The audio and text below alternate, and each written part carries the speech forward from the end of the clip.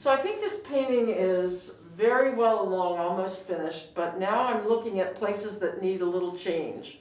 So I'm going back first to the stem of the wine glass, at the bottom part, and I'm going to try to put in a few, a few corrections. And I'm using a different brush because I feel like this brush, my little sable brush, gives me a lot of control, the way that it's made. So I want to put some darks back in and then pull some lights out. In other words, my highlights were a little too bright.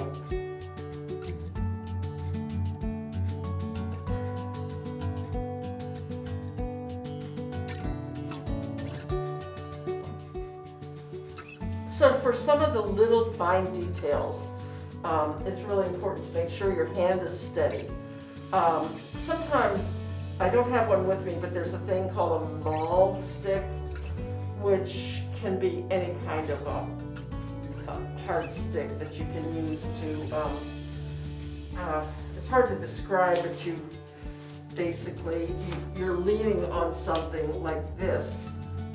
You put the stick along the edge of your easel, and then you hold your wrist on it. That's one way to do it. And I'm just using my brush this time, just to steady my hand a little bit. So I'm trying to go in and put some little refinements in, and I'm going to do this, this one leaf too.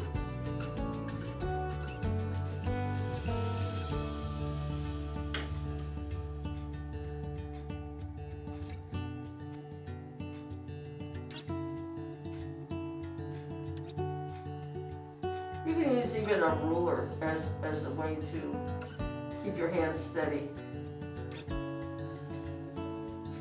So I'm going to leave that alone for now. Or maybe not. I'm going to put some lighter grays into that base. Glass is very intricate. I don't recommend it for a beginner to start with something involving a glass, unless you want to play around with it on something that you can discard later. And time to go back in for a few little highlights.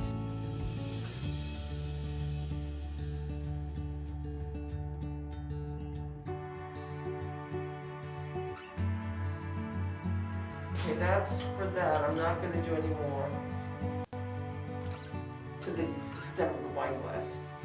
Right now I'm going to mix some more of the shadow color of the sunflower just to correct this little leaf. I don't want to mess that up too much because I'm fairly happy with it.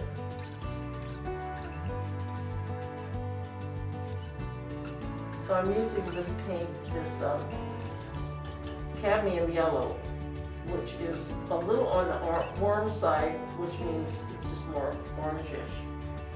And put a little more orange into the color. I'm going to grab a little bit of green. This is Viridian, which is also very intense. So I just want a drop of it. Some oil. That's still too orange.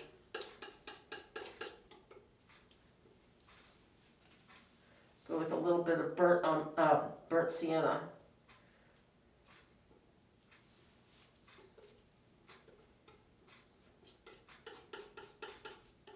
Mixing color is fun,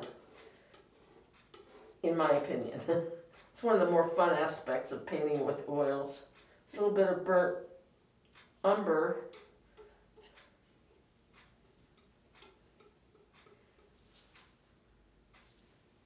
I think I need a little bit more,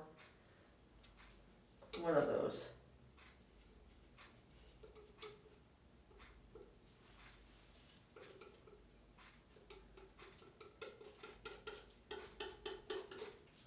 One of the more difficult things I find is mixing the colors for yellows, especially for something like a sunflower, which has so much orange and yellow in it. Okay, I'm going to put my reference photo up. for the flower.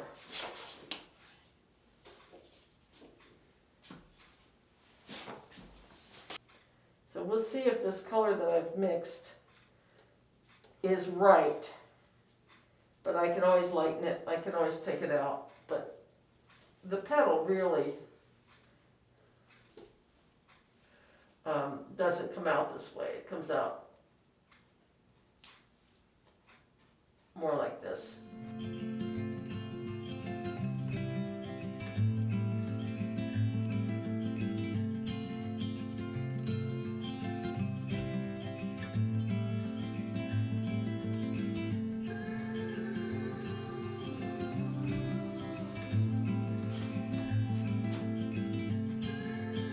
So now I'm setting my hand and just putting my little finger on the edge of the canvas.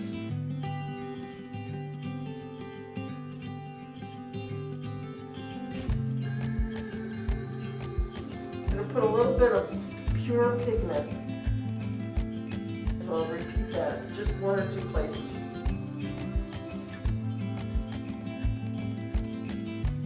Just for unity, to have similar color. This is really helping to liven up.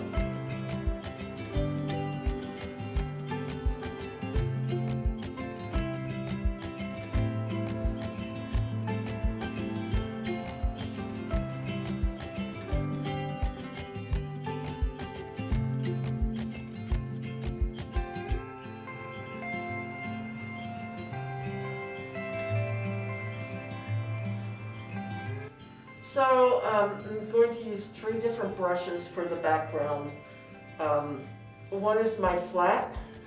I've mixed a whole lot of this background color, which is, again, ultramarine blue, burnt umber, and a good bit of white, because I don't want it to be black, I want it to be gray. So I'm going to start out with my big brush, which try to get pretty saturated. And I think I probably need a little more blue and a little bit more of the white. I'm trying to unify the background.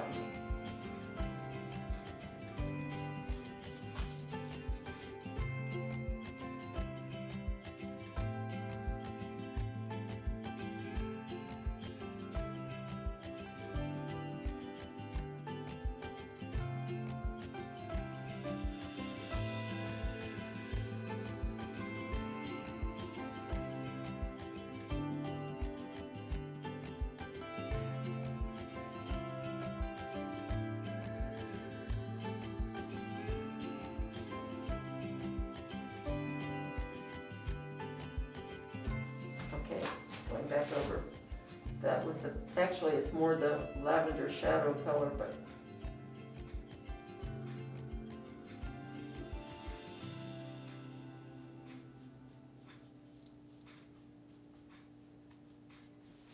so I've pretty much completed that background.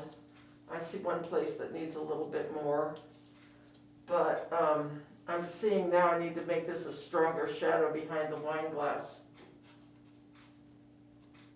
Okay, going back over that with the, actually it's more the lavender shadow color, but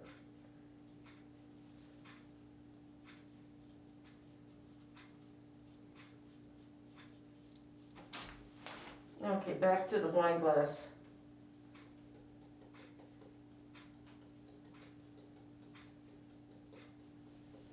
Shadow.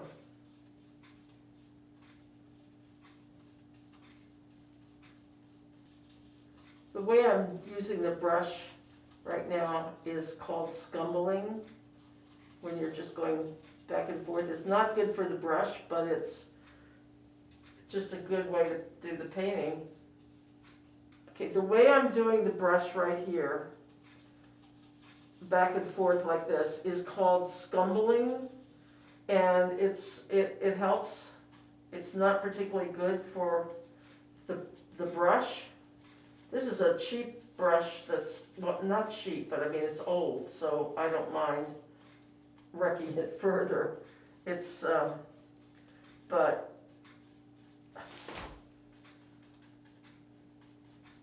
just trying to give an impression. However, that said, I've done a little too much with this shadow. Now I need to go back with some of the pink. Or at least lighten it up a little bit on the edges.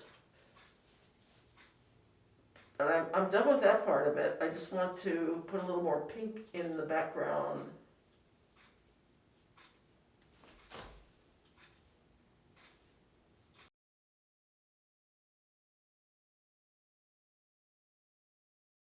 Okay, so I think the painting is at a place to stop. It's completed. After I look at it for a few days at home, I might see something that needs to be fixed, something that's helpful to do, to take a picture of it or look at it in a mirror, and then or even turn it upside down, look at it in a mirror. If I see anything, I'll fix it, but it'll probably be something very minor. But sometimes you pick up on things when you take a picture of it. So that's what I'll do. So the main thing is to let it dry, and before I'm really finished, I have to clean my brushes. That's something I hadn't talked about before, but you're investing in brushes, and I'm not going to say they're super expensive, but they're not cheap. You want to keep them. So what you do is first you rinse out all the pigment using the solvent, and I'm just going to do one.